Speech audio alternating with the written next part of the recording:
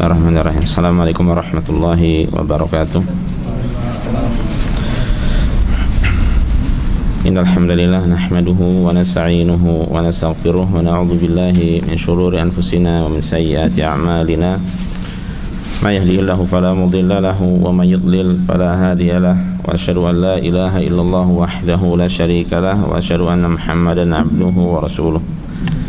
Ya ayyuhalladzina amanu taqullaha haqqa tuqatih wa la tamutunna illa wa antum muslimun. Amma ba'd, fa inna asqal hadithi kitabullah wa khairal hadyi hadi Muhammadin sallallahu alaihi wasallam wa syarrul umuri muhdatsatuha wa kullu muhdatsatin bid'ah wa kullu bid'atin dhalalah wa kullu dhalalatin finnar. Allahumma anfa'na bima 'allamtana wa 'allimna ma yanfa'una wa zidna ilma. Rabbi shrah li sadri wa yassir li amri wa hlul 'uqdatam min lisani yafqahu qawli. Ikhwas sekalian, para jamaah azanillah wa iyyakum, yang semoga senantiasa dimuliakan dan dirahmati oleh Allah Subhanahu wa taala. Alhamdulillah, segala puji senantiasa kita panjatkan pada Allah. Shalawat dan salam senantiasa kita panjatkan, kita sanjungkan pada Nabi dan Rasul kita Nabi Muhammad sallallahu alaihi wasallam. Ikhwas sekalian, alhamdulillah pada kesempatan kali ini, hari Jumat 14 Rabiul Tsani, kita dipertemukan oleh Allah Subhanahu wa taala untuk melanjutkan rangkaian kajian kita pada hari ini, di mana insyaallah kita mulai pagi ini dengan melanjutkan kajian dari kitab Al-Usul Ats-Tsalatsah, ataupun yang lebih tepat adalah Tsalatsatul Usul, 3 landasan penting, 3 poin penting di dalam agama, di mana ini adalah pertemuan yang kedua setelah sebelumnya kita membahas 4 poin yang wajib diketahui seorang hamba, yaitu ilmu, beramal, berdakwah, dan sabar di jalan dakwah. Pada kesempatan kali ini kita akan melanjutkan dengan membahas 3 poin yang lain yang penting juga. Bagi antum yang memegang bahasa Arab, versi bahasa Arab ada pada halaman keempat, ya. Ada baris ketiga di situ kita mulai, ya. Setelah ada tanda 1, setelah ada nomor 1, nah di situ kita mulai. Baik, langsung saja kita lanjutkan pembahasan seputar Al-Usul Ats-Tsalatsah atau Tsalatsatul Usul karya Syekh Muhammad bin Sulaiman At-Tamimi rahimahullahu taala. Beliau mengatakan, i'lam rahimakallah, i'lam, ketahuilah, ilmuilah, rahimakallah, semoga Allah merahmatimu. Sudah kita sampaikan kemarin, ya. Ketahuilah, ilmuilah. Ilmu adalah ma'rifatul haqqi bidalilihi, mengetahui kebenaran beserta dalilnya, dengan dasar dalil. Dan ini enaknya membaca kitab para ulama, ada doa-doa kebaikan bagi orang yang membacanya. Semoga Allah merahmatimu.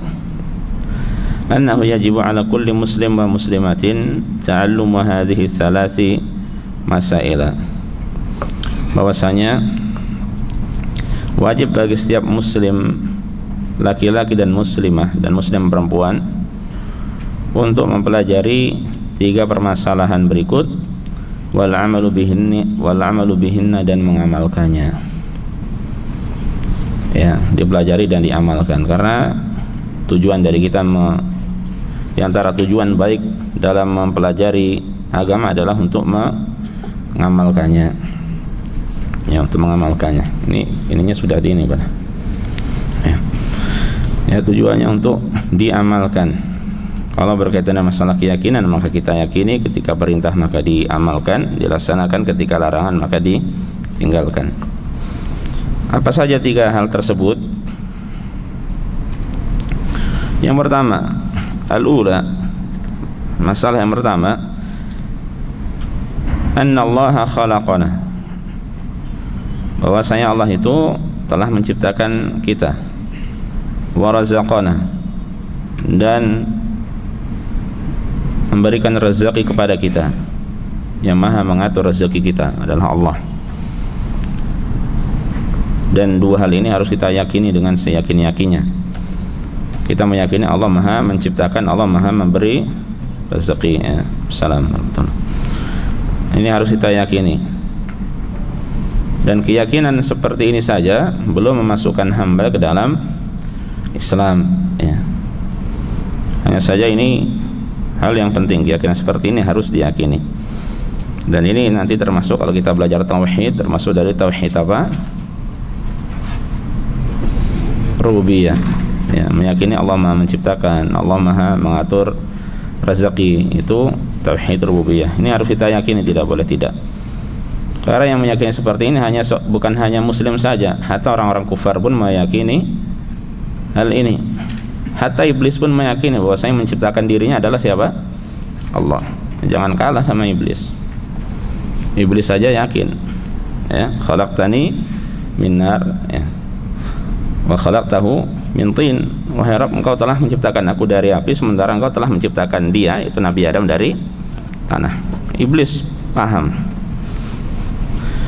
Wa razaqana, dan yang mengatur rezeki kita adalah Allah. Ini pun harus kita yakini, bahwa jiwa tidak akan meninggal dunia hingga disempurnakan rezekinya. Rezeki tidak akan tertukar. Walam yatrukna hamala, dan Allah tidak meninggalkan kita begitu saja, ya. Jadi Allah yang telah menciptakan kita, memberikan rezeki kepada kita, kemudian Allah tidak membiarkan kita begitu saja tanpa ada perintah ataupun larangan, ya. Hidup kita bukan untuk berpoya-poya menghabiskan rezeki, ya, menghabiskan hidup tanpa arah bimbingan yang benar, ya. Makanya kemudian bal arsala ilaina rasula, bahkan, ya, akan tetapi Allah mengutus pada kita seorang rasul, ya. Dan ini termasuk dari nikmat yang paling besar, ya.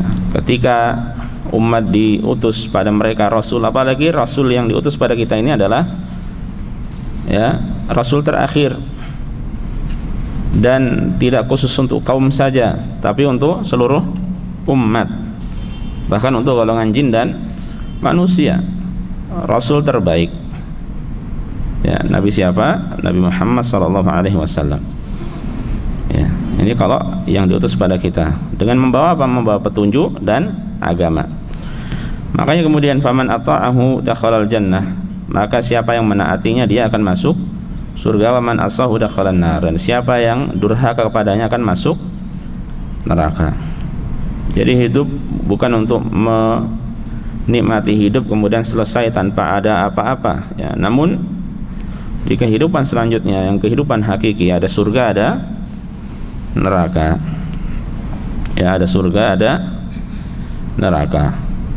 Ini adalah sesuatu yang kita telah ketahui bersama, ya. Makanya kita berusaha untuk taat pada Rasul, ya, hakikatnya itu merupakan ketaatan pada Allah, dan jangan sampai kita bermaksiat pada Rasul, ya, hakikatnya itu adalah kemaksiatan pada Allah, ya. Kullu ummati yadkhuluna al-jannah illa man aba, setiap umatku akan masuk surga kecuali yang enggan, ya.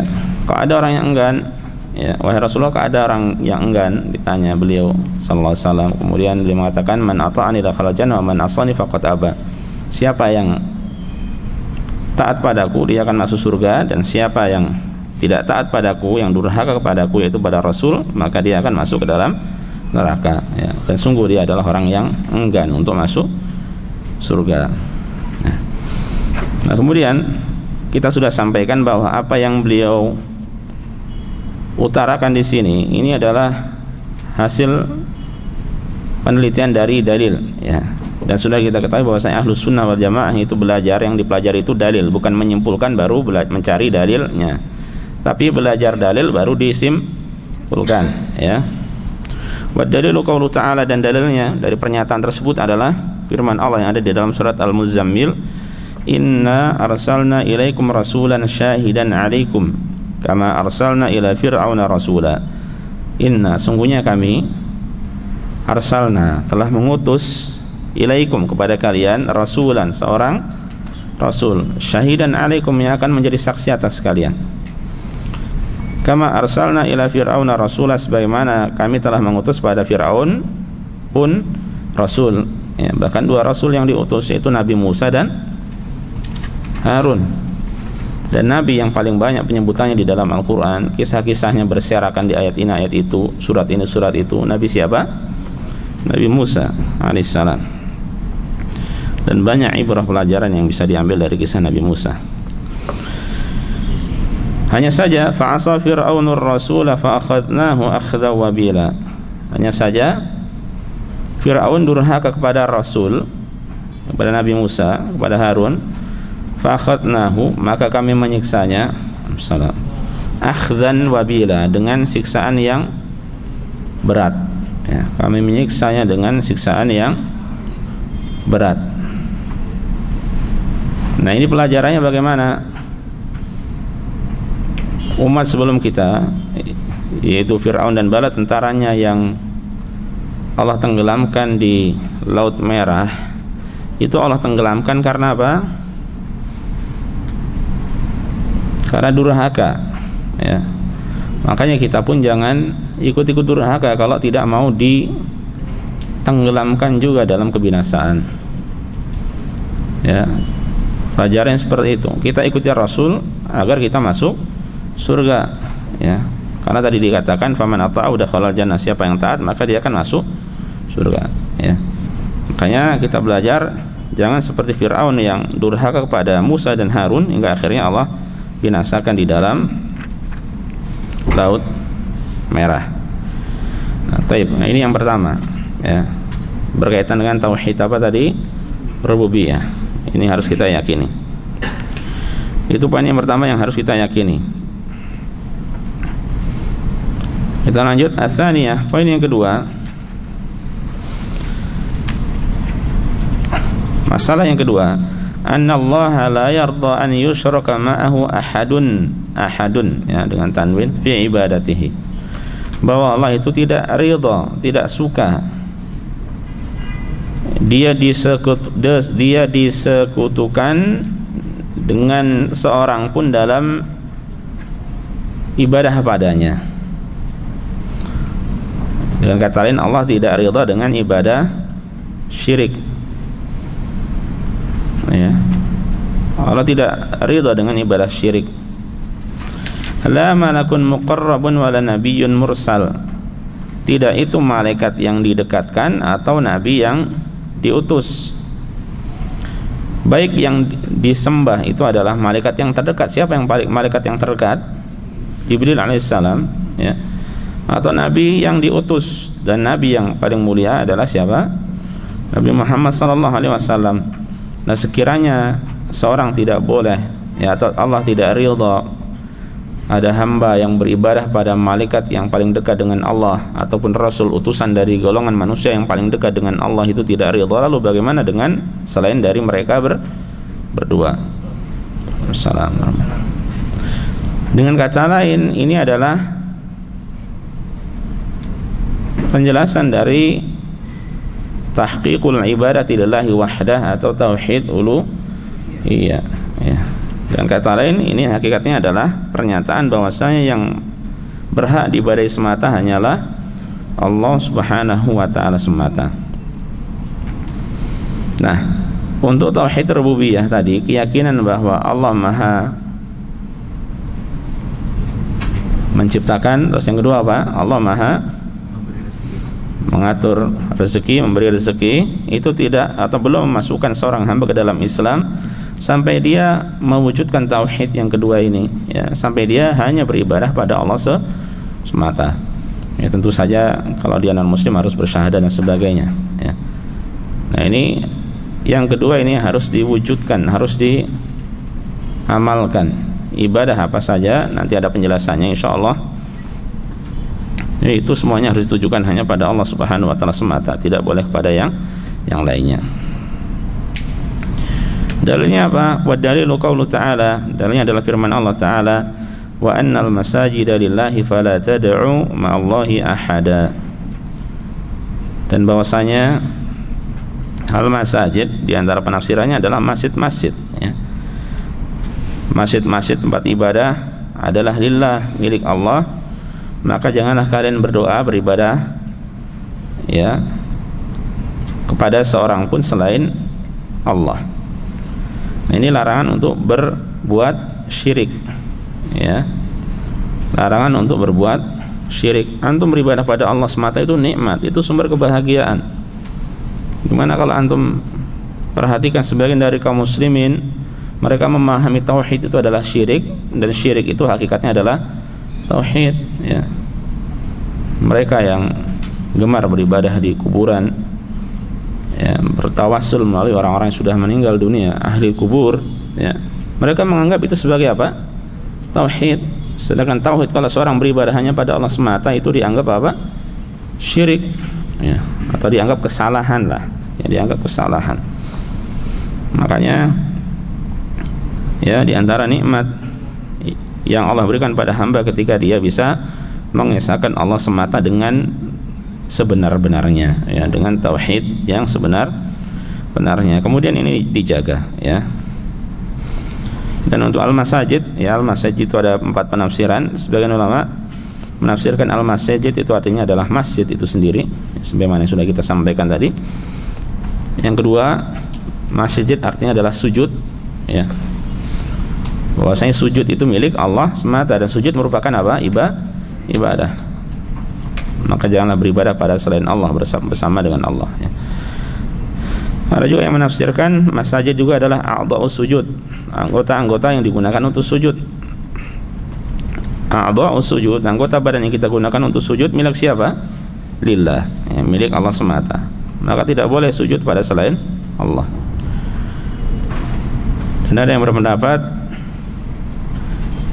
bahwa al-masjid di sini adalah al-biqa atau al-ardu kulluha, ya. Seluruh muka bumi ini adalah masajid. Karena seorang boleh sholat di atasnya, kecuali 2 tempat. Apa itu? Hammam, dauratul miyah, sama apa? Toilet. Yang kedua al-maqbarah. Nah, kemudian antum tahu bagaimana setan itu memasukkan kepada hamba, ya, bahwa ibadah di kuburan, ya, sholat di kuburan itu lebih mulia, lebih utama daripada sholat di masjid, ya. Adalah Rasul yang mengatakan semua tanah ini adalah apa? Bumi ini adalah masjid, tempat sholat, kecuali 2 tempat tadi. Namun mereka bisa sampai terbalik seperti itu. Dan itu contoh, salah satu contoh, dan contoh yang lainnya masih banyak. Rasul mengatakan demikian, dilanggar. Rasul mengatakan demikian, tidak seperti itu. Rasul mengatakan demikian, kebalikannya malah yang diamalkan. Baik, itu yang kedua, ya. As-salitsah, masalah yang ketiga. Jelas, ya, masalah pertama tadi, ya, berupa tauhid rububiyah. Masalah yang kedua tauhid uluhiyah. As-salitsah, poin yang ketiga, anna man ata'a ar-rasul wa wahhadallah,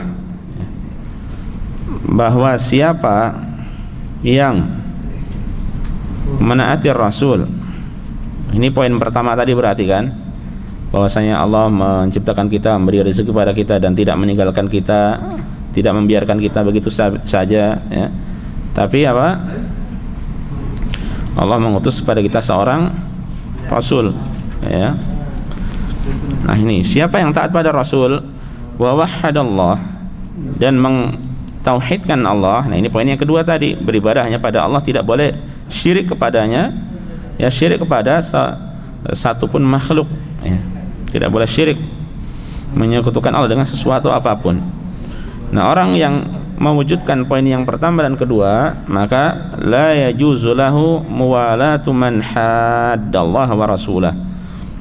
Tidak boleh baginya mencintai atau loyal kepada orang yang menentang, memusuhi Allah dan Rasulnya. Siapakah yang menentang Allah dan Rasulnya? 6. Siapa? Lebih umum lagi, orang-orang kufar, ya, yang menentang Allah dan Rasulnya adalah orang-orang kufar. Yang tidak mau beribadah pada Allah dan Rasulnya adalah orang-orang kufar, ya. Jadi bersahabat, berkasih sayang atau berteman setia dengan orang non muslim itu tidak diperbolehkan, ya. Pahami kata-kata saya, bersahabat, berapa tadi lagi, berteman setia, menjadikan sebagai teman kawan dekat dari orang-orang kufar itu tidak diperbolehkan, ya. Kalau sekedar kenal atau teman, boleh tidak? Boleh, tidak masalah, ya. Banyak, hatta Rasulullah SAW kenal, tahu dari orang-orang kufar dahulu, orang Yahudi dan sebagainya, ya, orang-orang musyrikin, tahu, kenal, ya. Tapi adapun menjadikan sebagai sahabat, sahabat itu bukan hanya sekedar teman, ada kedekatan, ya, ada kecintaan di situ, ya, ada kasih sayang karena agama, ya, maka itu tidak diperbolehkan. Lalu bagaimana seandainya mungkin ada keluarga yang non muslim, ya, itu kasih sayang, kecintaan itu kecintaan secara fitrah, ya, cinta antara anak dengan orang tua dengan anak, ya, seorang dengan sepupu, seorang dengan saudara, itu kecintaan yang apa? Alami, secara fitrah, bukan secara agama. Ya, nah, adapun loyal, cinta secara agama ini tidak diperbolehkan, ya. Lalu apa dalilnya? Atau sebelumnya, walau kana aqraba qaribin, meskipun dia itu adalah aqraba qaribin, karib kerabat yang paling dekat, ya, meskipun dia adalah karib kerabat yang paling dekat, ya. Wa dalilu qaulu ta'ala, dan dalilnya adalah firman Allah Subhanahu wa taala yang ada di dalam surat Al-Mujadilah. Di akhir dari surat Al-Mujadilah Allah mengatakan, la tajidu qauman yu'minuna billahi wal yawmil akhir yuwadduna man haddallaha wa rasulahu walau kanu aba'ahum aw abna'ahum aw ikhwanahum aw ashiratahum. Kita terjemahkan pelan-pelan. La tajidu qauman yu'minuna billahi wal yawmil akhir. Engkau wahai Muhammad tidak akan mendapatkan suatu kaum yang beriman pada Allah dan hari akhir, yuwaduna man haddallaha rasulah, saling berkasih sayang, ya, yuwaduna itu mawaddah di situ, ya, saling berkasih sayang dengan orang-orang yang menentang, memusuhi Allah dan Rasul-Nya. Walau kanu aba'ahum, ya, sekalipun orang-orang itu adalah bapaknya, au abna'ahum, anaknya, au ikhwanahum, saudaranya, au ashiratahum, atau keluarganya. Nah, ini ucapan beliau tadi, walau kana aqraba qarib, ya, meskipun itu adalah orang yang terdekat. Nah, ini dasarnya firman Allah ini. Ulaika kataba fi qulubihimul imana wa ayyadahum bi ruhim min. Mereka itulah, ya, orang-orang yang dalam hatinya telah ditanamkan Allah keimanan dan Allah telah menguatkan mereka dengan pertolongan yang datang darinya, ya, bi ruhim min. Allah berikan pertolongan pada mereka, ya. Wa yudkhiluhum jannatin tajri min tahtiha al-anharu khalidina fiha. Lalu dimasukkannya mereka ke dalam surga yang mengalir di bawahnya sungai-sungai, khalidina fiha, mereka kekal di dalamnya. Radhiyallahu anhum wa radu'an, Allah ridha terhadap mereka dan mereka pun merasa puas atau ridha terhadap limpahan rahmatnya. Ulaika hizbullah, mereka itu adalah golongan Allah. Ala inna hizballahi humul muflihun, ingatlah sungguhnya golongan Allah itulah yang beruntung. Jadi mereka, orang-orang yang beriman pada Allah dan hari akhir, ya, itu tidak mungkin berkasih sayang, yang saling mencintai, ya, dengan orang-orang yang menentang Allah dan Rasulnya, ya. Nah, dari sini ya ikhlas sekalian, azanillah wa iyyakum, antum akan tahu bahwa apa yang dilakukan oleh sebagian dari kaum muslimin, ya, terhadap sebagian non muslim, ya, mereka saling berkasih sayang, dekat, dijadikan sahabat, ya, ini adalah termasuk apa? Kekeliruan. Ini termasuk keliruan. Bagaimana orang-orang yang beribadah pada selain Allah dijadikan sebagai sahabat, ya. Mereka memusuhi Tuhanmu, hal yang paling sensitif, yang paling penting, paling vital dalam kehidupan kita. Siapa? Tuhan kita. Yang dimusuhi itu Tuhan kita, ya. Makanya bagaimana kemudian kita ridha malah dijadikan sebagai sahabat, dijadikan sebagai teman, ya. Ini termasuk kesalahan yang besar. Makanya diantara yang hilang dari dada-dada kaum muslimin, ya, sekarang ini adalah masalah al-wala wal bara itu.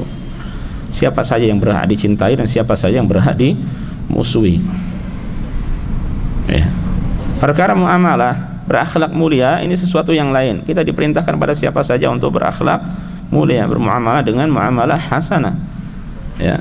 Namun dalam masalah kecintaan, masalah loyal, masalah benci, ya, ini sesuatu yang lain lah lagi, ya. Rasul sallallahu alaihi wasallam, ya, ketika bermuamalah dengan hatta orang kufar, dengan beliau mengunjungi yang kemudian mendakwahi orang Yahudi yang akhirnya masuk Islam, ya, dengan muamalah dengan cara yang baik. Apakah tapi kemudian beliau ridha dengan agamanya Yahudi? Ya mustahil, ya.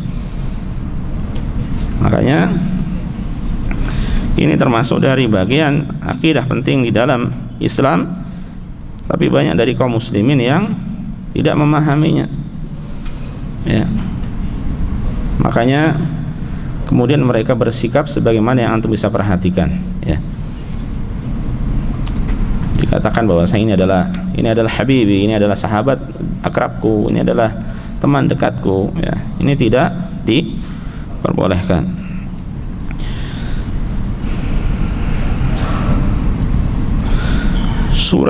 Surat yang masyhur di telinga antum semuanya, yang heboh pada saat itu,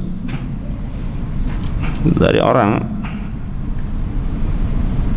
yang sempat masuk penjara, jangan mau dibohongi oleh Al-Maidah ayat 51 katanya. Nah, ini coba kita baca apa sih Al-Maidah ayat 51.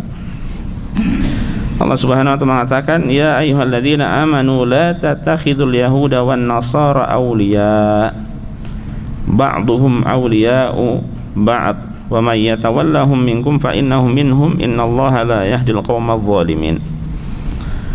Wahai orang-orang yang beriman, janganlah kalian menjadikan orang Yahudi dan Nasrani sebagai teman setia bagi kalian, ya. Tidak boleh dijadikan sahabat, bersahabat dengan orang non muslim. Memang nggak ada muslim tadi atas muka bumi ini. Mereka satu sama lain saling melindungi. Mereka satu sama lain itu sebagai saling penolong, sebagai teman setia antara satu dengan yang lainnya, ya. Makanya barang siapa di antara kalian yang menjadikan mereka sebagai teman setia, maka sesungguhnya dia termasuk golongan mereka. Kan ngeri, dekat, ya. Siapa menjadikan mereka sebagai teman setia, ya, maka fa innahum minhum, sesungguhnya dia adalah dari mereka. Ancaman dari Allah begitu berat, digolongkan pada orang yang dijadikan sebagai teman setia itu. Innallaha la yahdil qaumadz zalimin. Bahkan Allah mengatakan sungguhnya Allah tidak memberikan petunjuk pada orang-orang yang zalim, kezaliman yang nyata seperti itu, ya. Nah, ini Al-Maidah 51. Kurang antum bisa tambah Al-Maidah 81. Di dalam Al-Maidah 81 Allah Subhanahu wa ta'ala mengatakan, walau kanu yu'minuna billahi wan nabiyyi wa ma unzila ilaihi mattakhadhuhum awliya walakinna katsiran minhum fasiqun, ya. Dan sekiranya mereka beriman pada Allah, sekiranya mereka itu benar-benar beriman pada Allah, beriman pada Nabi Muhammad SAW dan kepada apa yang diturunkan padanya, niscaya mereka tidak akan menjadikan orang musyrik itu sebagai teman setia, ya. Jadi kalau orang beriman dengan keimanan yang benar, tidak mungkin menjadikan orang-orang kufar itu sebagai teman setia, ya. Kalau mereka beriman pada Allah, beriman pada Rasul, beriman pada apa yang diturunkan pada Rasul, Al-Quran, agama Islam ini, ya, maka mereka itu apa? Niscaya tidak akan menjadikan, kalau benar-benar beriman, tidak akan dijadikan sebagai teman setia, sahabat dekat, ya. Walakinna katsiran minhum fasiqun, tetapi banyak di antara mereka adalah orang-orang yang fasik, ya. Dan yang menunjukkan jauhnya banyak atau sebagian atau banyak bahkan ya dari kaum muslimin ketika dibahas masalah seperti ini ya, apa yang dikatakan sudah tidak usah memecah belah umat ya. Tidak usah ribut-ribut, tidak usah membahas hal-hal yang sensitif. Ini masalah akidah, masalah penting yang tertera di dalam Al-Quran dan hadis. Bahkan tentang Yahudi dan Nasara pun sudah ada di surat yang pertama, yaitu surat Al-Fatihah, di mana kita mohon pada Allah agar dimasukkan dalam golongan orang yang mendapatkan petunjuk, bukan golongan orang yang dimurkai atau golongan orang yang sesat. Siapa yang dimurkai? Orang Yahudi. Siapa yang sesat? Orang Nasara. Orang Yahudi dimurkai karena mereka tahu ilmu tapi tidak diamalkan, ditinggalkan ya. Orang Nasara sesat karena mereka beramal tanpa ilmu ya. Penafsirannya jelas ya. Nah, makanya kalau orang benar-benar dia mengamalkan, ya benar-benar bersikap, ya dia tahu agama, maka hendaknya dia bersikap dengan sikap seperti ini. Namun saya katakan bukan berarti seorang muslim tidak berakhlak mulia, tetap harus berakhlak mulia. Bukan berarti ketika seperti ini harus bersikap dengan kaku, tidak ya, tetap luas ya. Toleransi dalam perkara yang masih dibolehkan. Muamalah sama non muslim pun boleh ya. Muamalah maksudnya dalam hal jual beli, dalam hal apa lagi ya, boleh ya. Namun kalau berkaitan masalah akidah, masalah keyakinan, sudah lakum dinukum waliyadin ya. Nah, ini hendaknya ya kita jadikan pelajaran. Orang yang taat pada Rasul, tauhid pada Allah, ini yang perlu dipegang ya. Anak kasih antum lagi surat At-Taubah ayat 23.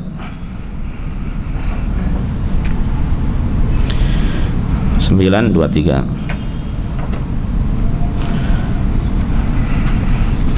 Ini juga erat kaitannya dengan ayat ini. Dan ayat seperti ini ikhwah banyak ikhwah ya. Di dalam Al-Quran banyak ayat seperti ini. Kalau kita tidak mengamalkannya, siapa lagi ya, sementara telah diamalkan oleh manusia yang jauh ya, yang jauh lebih mulia daripada kita ya. Rasulullah, para sahabat, tabi'in dan tabi'ut tabi'in.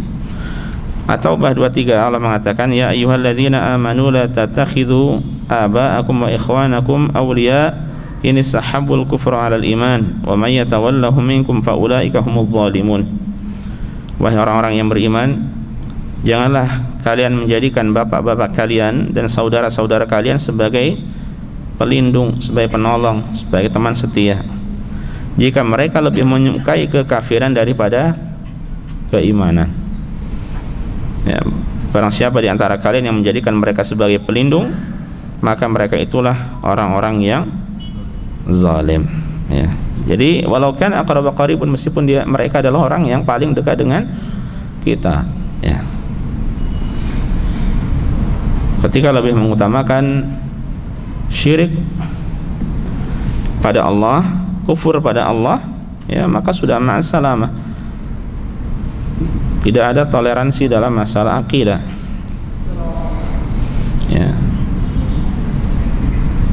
Muamalah bil ma'ruf tetap ya, tapi dalam masalah seperti ini maka tidak ada. Semoga antum paham, semoga pesannya sudah paham ya. Dan ini yang banyak dari kaum muslimin yang lalai dalam masalah ini, kemudian bermudah-mudahan dengan orang-orang non muslim ya. Termasuk antum di sini kan banyak orang-orang non muslim ya, dari mungkin ada yang bahkan satu tinggal sama antum ya, satu mes atau bagaimana, dari negara-negara sendiri atau dari negara yang lainnya ya. Maka ini hati-hati, jangan dijadikan sebagai sahabat atau bahkan sebagai ma'tahad habibi, ta'alih habibi. Enggak boleh antum ta'alih habibi kepada non muslim ya.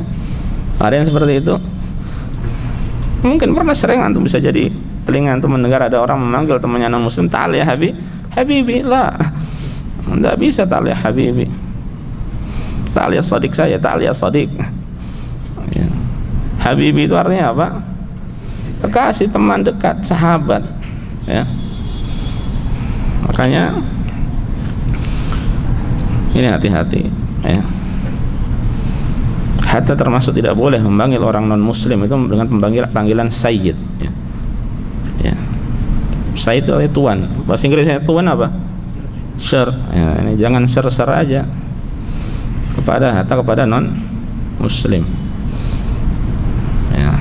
Moderat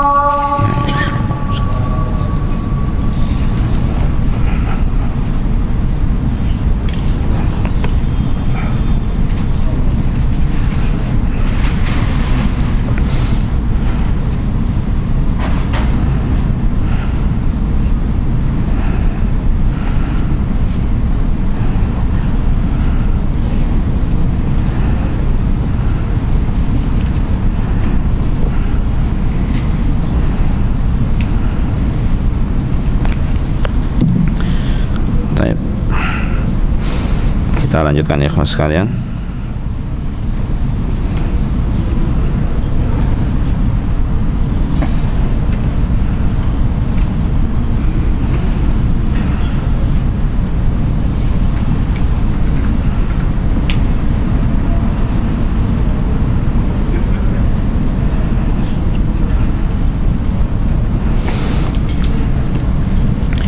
Baik, kita lanjutkan.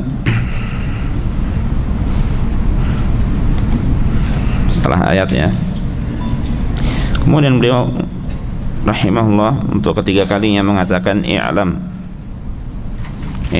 ketahuilah, ilmuilah, arsyadakallahu li ta'atih. Semoga Allah memberikan petunjuk padamu untuk taat kepadanya. Ini doa kebaikan lagi ya. Allahumma amin, antum aminkan. Annal hanifiyata millata Ibrahim, bahwasanya al-hanifiyah sebagai millah, ajaran atau agama Nabi Ibrahim.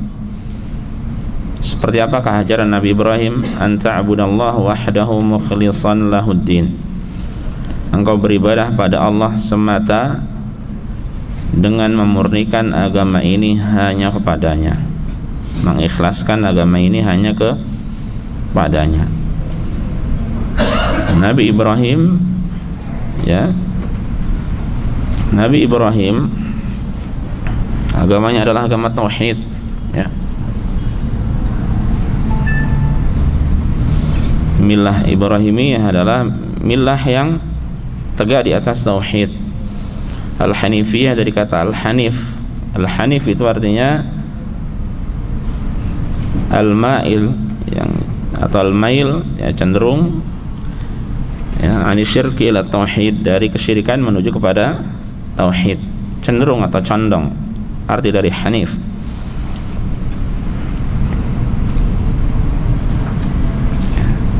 Cenderung kepada kebaikan, al-haq, jauh dari kebatilan.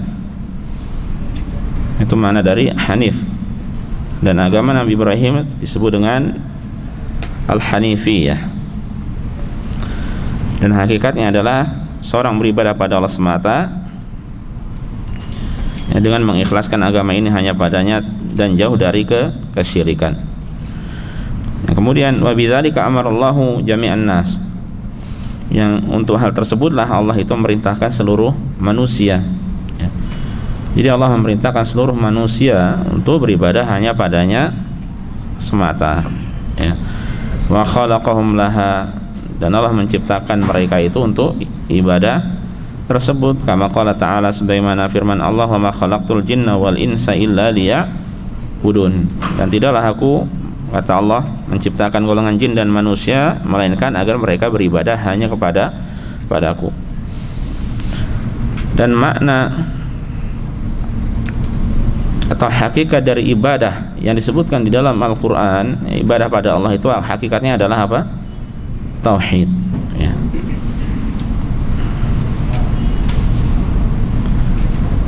Ibadah tidak disebut sebagai ibadah kalau tidak ada tauhid. Jadi ibadah yang sesungguhnya adalah ibadah yang ada padanya tauhid, ya.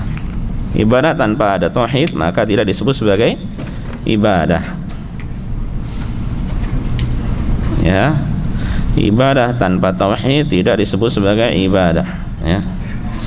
Al-ibadatu la tusamma ibadatan illa ma'a tauhid, fa idza dakhalaha syirku afsadaha. Ibadah tidak disebut sebagai ibadah kecuali harus ada padanya tauhid. Kalau kemasukan syirik, maka ibadah tersebut akan rusak. Nah, ini yang kita perjuangkan, ya. Dalam beribadah kita senantiasa mengesahkan Allah dalam ibadah, ya.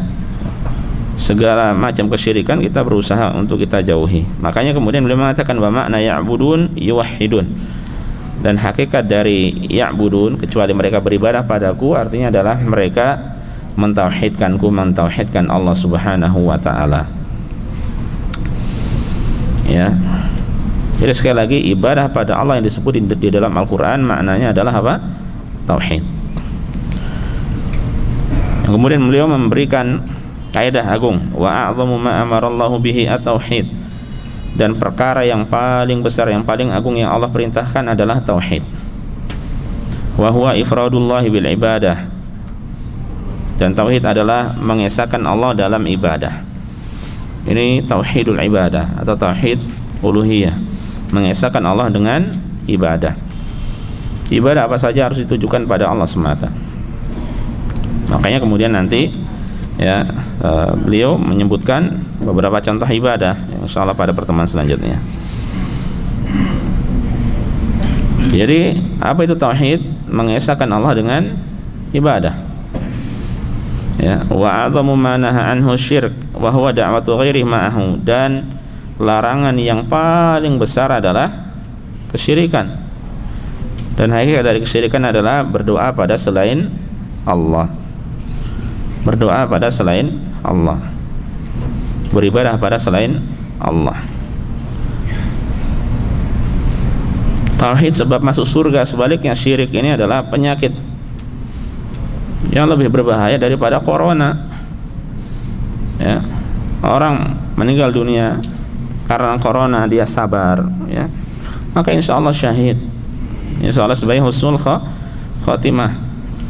Namun kalau orang sehat namun hatinya bercokol, di hatinya bercokol kesyirikan dan meninggal di atas kesyirikan, maka ini musibah yang sesungguhnya, ya.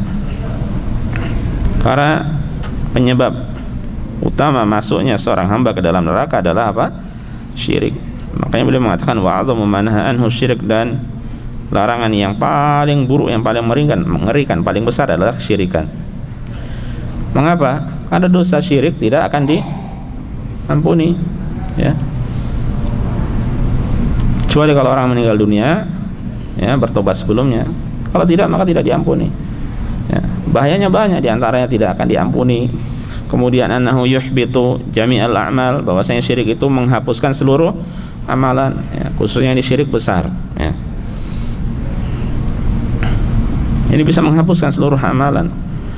Annahu yujibu al-khulud finnar, bahwasanya dia termasuk sebab seorang itu dikekalkan di dalam neraka ya. Dan lain sebagainya dari bahaya kesyirikan. Maka yang diwanti-wanti oleh Rasul sallallahu alaihi wasallam dan para nabi sebelum beliau ya, alaihi wassalatu wassalam adalah ani budullah wastanibu at-taghut, beribadah kalian kepada Allah semata dan jauhilah peribadatan pada taghut. Wa dalilu qaulu ta'ala, dalilnya adalah dalam surat An-Nisa ayat 36, wa'budullah, beribadah kepada Allah semata. Ini tauhid. Wala tusyriku bi syai'a, dan janganlah menyekutukannya dengan sesuatu apapun. Dan janganlah menyekutukannya dengan sesuatu apapun. Fa idza qila laka, apabila engkau ditanya mal usulu thalathatu lati yajibu 'ala al-insani ma'rifatuha faqul ma'rifatul 'abdi rabbahu wa dinahu wa nabiyahu Muhammad sallallahu alaihi wasallam. Apabila engkau ditanya apakah 3 landasan utama, 3 hal penting, 3 pilar pokok yang wajib bagi seorang untuk diketahuinya, yang wajib bagi seorang untuk mengetahuinya, maka jawablah dengan ucapan, yaitu mengenal Allah. Seorang hamba wajib mengenal Allah atau Rabbnya, mengenal agamanya yaitu Islam, dan mengenal nabinya Muhammad sallallahu alaihi wasallam. Nah, dan hal ini yang disebut kemudian dengan istilah apa? Al-usul ats-tsalatsah ya, disebut sebagai al-usul ats-tsalatsah. Yang kemudian beliau merinci 3 pokok tersebut ya, beliau merinci 3 pokok tersebut. Baik, ini dulu ya ikhwas sekalian yang bisa disampaikan pada kesempatan kali ini. Insyaallah nanti kita lanjutkan. Semoga apa yang disampaikan bermanfaat bagi kita semuanya. Wallahu ta'ala alam. Subhanakallah bihamdika asyhadu an la ilaha illa anta astaghfiruka wa atubu ilaika. Assalamualaikum warahmatullahi wabarakatuh.